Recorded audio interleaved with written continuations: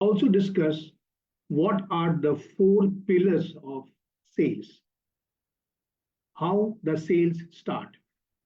So, good morning, everybody, and hope you're traveling or have reached your offices or maybe at your home, working from home. And thank you for taking some time out to understand and to follow what is happening in the master the negotiation process. And there we continue why sales is not selling vis-a-vis what is sales and what is selling. So primarily, we all are in sales. If you are in a business, you are in sales. If you are employed, you are also in sales. Because without sales or without selling, you won't be able to exist. Now, there may be discussions on this, why everybody is selling? So my answer to this is yes, everybody is selling. The designer who sits in the office designing for some good client for their projects are also selling their ideas through that. People who are carrying goods in their hand or providing services are also selling their services or their products. So everywhere and at every moment, sales is a process. Do you agree to this? So when we talk about that, we are looking into a one part of the subject. Yes, sales is the same part of the subject, what we are actually trying to discuss every day and night, so that we understand that sales is an integral part of our business, of our existence. Whatever we do, whatever we try to accomplish is only through sales, so that we are able to sell our ideas, our thoughts, our products, our services to the person who needs it. So how this happens and how do we actually take it forward? Let's go through that. Sales, S-A-L-E-S, and sells, S-E-L-L-S, are both four-letter words. Both are homophones. Primarily, if you look at on an overall structure, you will actually pronounce the same way, sales and sales. But both of them carry different meaning and of course a different spelling. We often mix up with an idea about S-E-L-L-S and S-A-L-E-S. We think both are same. No, my dear friends, both are not same. Sales is something completely different. It's a complete arrangement of activities which helps to sell, S-E-L-L. So let's go a little bit deeper into it. I know the day is getting started, so you might be, getting busy with your day-to-day activities and you're planning what you have been doing and what you will be doing, and of course, what you will be selling today and to whom. So primarily, the word sales is helping a prospect. Mind the word, I am not using the word customer because the customer is only generated when the prospect becomes a buyer of your sales. So sales, S-A-L-E-S, is basically helping a prospect to buy goods or services which satisfies his needs. So to analyze what is the need of your prospect, you carry on a lot of activities, sometimes knowingly and sometimes unknowingly. So what are the processes normally? Initiation of the discussions, inviting somebody on a call, on a discussion, fixing up the agenda, what to discuss and where to take the discussions. If you remember in the second episode of the negotiation process, we thought that we came to an idea that how to start the preparation and all the four steps, right? So here also it is initiation, that is the preparation, and then the explanation to your prospect that what you are going to discuss in this and how to create the need generation, how to generate the need within the prospect. People always come to you to buy something, but actually they come to understand what you are trying to deliver to him. Whether the product or the services, what you are trying to deliver to the prospect, whether this particular subject is actually related to his needs or not, that is where he comes from. So we have to be a step further to create the need as per the product or the services available with us if it allows so. But this only happens not by valuation, which we discussed in the last episode, last Wednesday. It can happen only by creating value of your product or the services. The question is, how do you create the value, or how do you create the generation? How do you actually generate the need within your prospect? The only one answer is listening, understanding, and then responding. Sometimes by speaking in the same language of your prospect, so that the communication becomes closer. Sorry. So there the word sales comes from. When you carry on a series of activities, for example, the initiation, the explanation, the generation of need, the creation of the value of the product and services, and then you understand whether what you are trying to offer is actually meeting the requirement of your prospect. So all these activities then transform into a monetary transaction, which is known as selling. So when all these activities happening about sales, these activities actually transform into a monetary transactions, and that is what is called sell. So primarily, if you see both the points of the screen, the word sells and the word selling. So sales is helping a prospect to buy goods or services which satisfy their needs as per the requirement, and you carry on certain amount of activities, certain type of activities, knowingly or unknowingly. For example, the initiation of the discussion, the fixing up of the agenda, fixing up of the time, explanation that what you're going to discuss, how about your product or services, generating the need, that is clubbing the product into their system so that they can understand how that product or the services can help him. And then, of course, creating the value of the entire episode, the entire product, the entire thing. That is where, which helps you to actually convert the entire discussions into a monetary transactions, which means that you give away the product, you give away the services, and your prospect becomes a customer, giving you the value for it, the valuation for it. That becomes a selling. Okay? Yeah. So continuing on this factor, we will now talk about the 4 important aspects of selling. How will you start selling? That is more important. We were talking about sales, selling, we were talking about negotiations, how to prepare for negotiations, what are the skill sets required for a good negotiator. We have been discussing all these things for the last few weeks. But the problem is, when can you start this? That is very important. When actually can you start this? You should have data with you. Data is basically an unsorted amount of informations which lands up at your place, which may be new or maybe your existing users or your existing clients. That's what a data that is unsorted completely. Is highly valuable only when it is sorted, but it is of no value when it is not sorted. So as a data, it is only some few names, numbers, email IDs, and you don't know what are all those values in those data.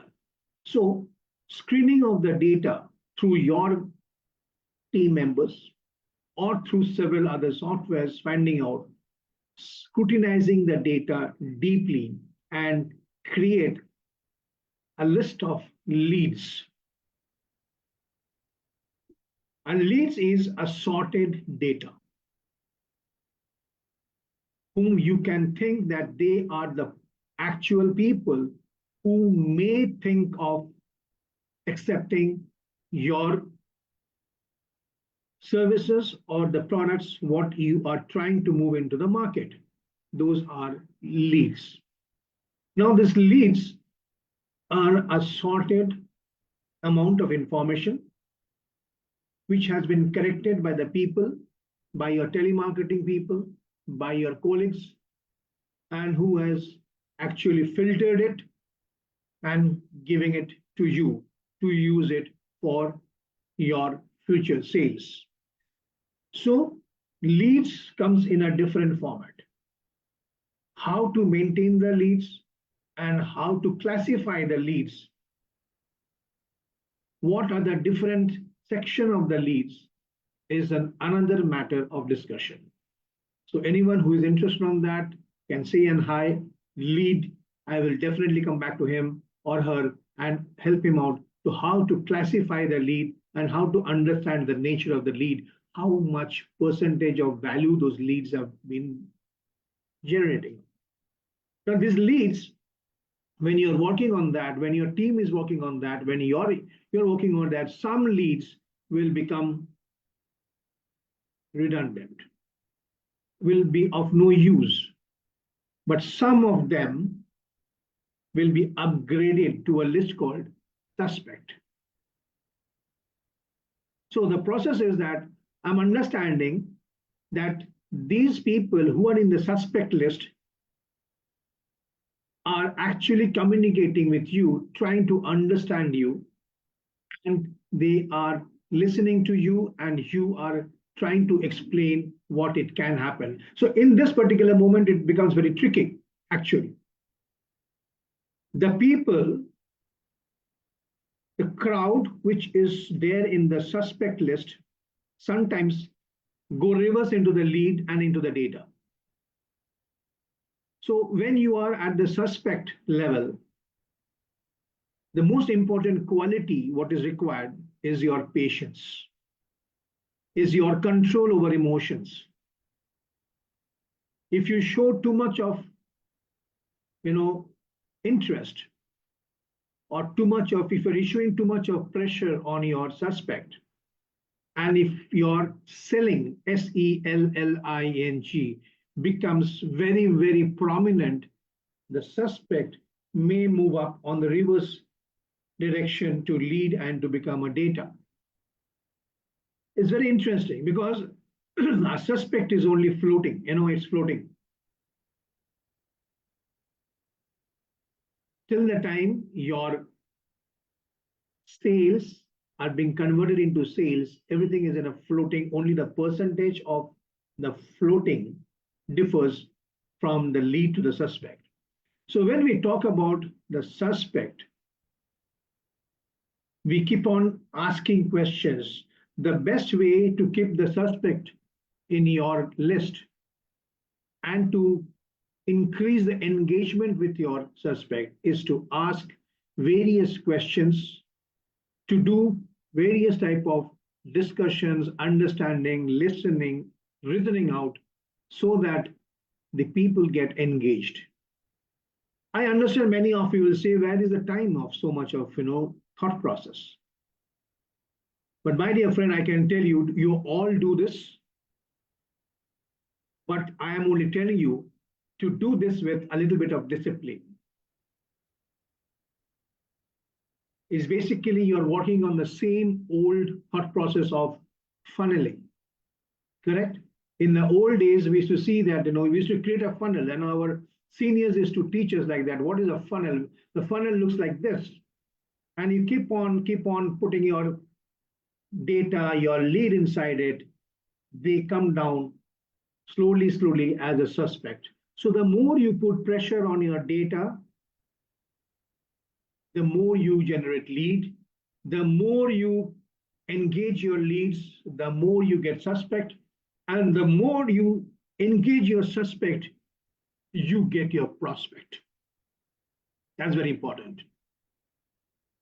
So the prospect is the final stage where you can actually think, okay, I am here with some people who are ready to think positively about my services or my products. The delicacy part of this particular moment of this particular domain increases in a big way. If we can maintain our patience, if we can maintain our communication properly, if we can maintain our reasoning, then this prospect keeps on generating interest. They find their need, they understand their need, they try to relate their need with your subject, and then they find what? They find value inside it. The moment you put the valuation before creating the value, then your discussion actually comes to an halt. Because it directly gets into the domain where only the valuation matters, only the price matters. What X has given, what Y has given. If you're in a market which you are selling a common products to everybody, to other people, like, for example, some people are selling projectors, some people are selling same projectors, same brand projectors. So obviously, in that case, the valuation of your product is already determined.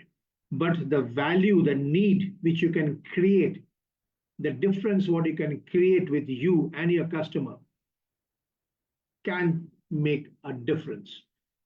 So these are the four most important pillars to start your sales. And again, I repeat, we all do this, but we sometimes keep on hopping around. We sometimes keep on jumping from one step to another step. In the last episode, I have already discussed when you keep on jumping over a big step, if the size of your ladder, the individual steps are larger, then the fallback will be also larger.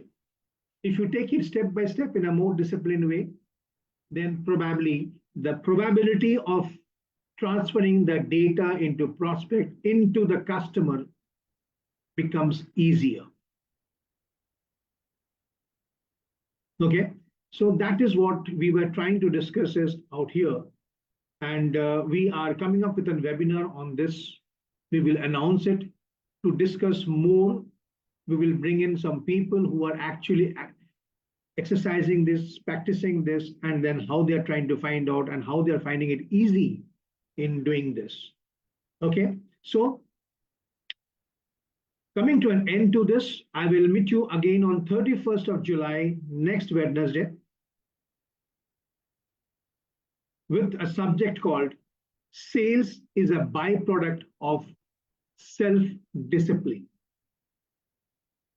If we actually keep the entire process under discipline, then it becomes easy. Because let's understand one thing, selling is a very monotonous job. We need to make it interesting to survive in this game. The most interesting game is we meet several number of people in a particular day, which no other profession actually helps you. We need to make this profession very interesting, very systematic, disciplined, and then the effect actually is seen. So we meet you on 31st of July at 10 a.m. in the same platform. Thank you so much. I sign off here. My name is Kaushik Chandra, and I am a business and an executive coach from Action Coach. You can find me at www.atkonnectt.com, and I'm also available on the social medias, on the Facebook, on the Instagram, and the LinkedIn, the value of Atkonnectt. I would love to get in touch with you whenever you want me to be there with you and take your business, your sales program inside your business to a level which is always well certified, well maintained, well disciplined. That's what it is. Thank you so much once again.